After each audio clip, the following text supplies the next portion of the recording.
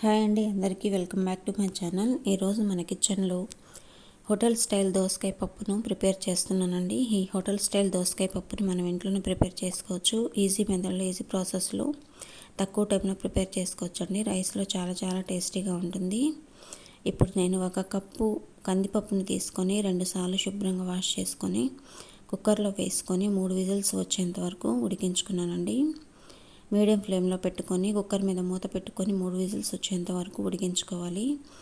ఇలా మెత్తగా ఉడికించుకున్న తర్వాత నేను ఒక మీడియం సైజు దోసకాయని తీసుకొని పీల్ ఆఫ్ చేసుకొని శుభ్రంగా వాష్ చేసుకొని ఇలా ముక్కలుగా తరిగి వేసుకుంటున్నానండి. ఇలా ముక్కలుగా తరిగి వేసుకున్న తర్వాత బాగా పండిన టమాటాలని ఒక 3 తీసుకొని ముక్కలుగా తరిగి వేసుకోవాలి. సన్నగా ముక్కలుగా తరిగి వేసుకున్న తర్వాత ఉల్లిపాయలను కూడా వేసుకోండి.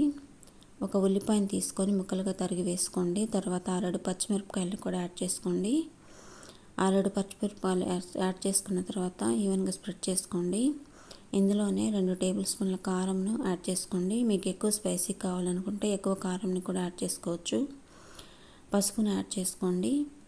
1 టేబుల్ స్పూన్ పసుపుని యాడ్ చేసుకోవాలి. పసుపుని యాడ్ చేసుకున్న తర్వాత ఇందులోనే 2 టేబుల్ స్పూన్ల ధనియాల పొడిని కూడా యాడ్ చేసుకోండి. 2 టేబుల్ స్పూన్ల ధనియాల పొడిని యాడ్ చేసుకున్న తర్వాత రుచికి సరిపడా ఉప్పుని కూడా యాడ్ చేసుకోండి. ఒక 2 టేబుల్ స్పూన్ల ఉప్పుని యాడ్ చేసుకోండి.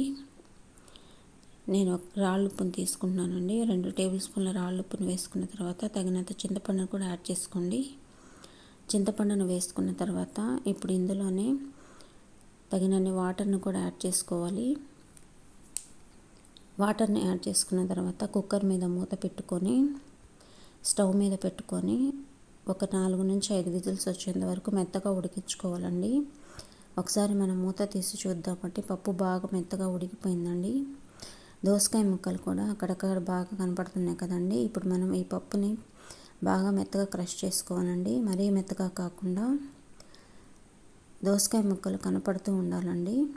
ఆ విధంగా మనము పప్పుని క్రష్ చేసుకోవాలి. ఇలా బాగా క్రష్ చేసుకున్న తర్వాత ఈ పప్పుని మనం తాలింపు వేసేసుకోవాలండి.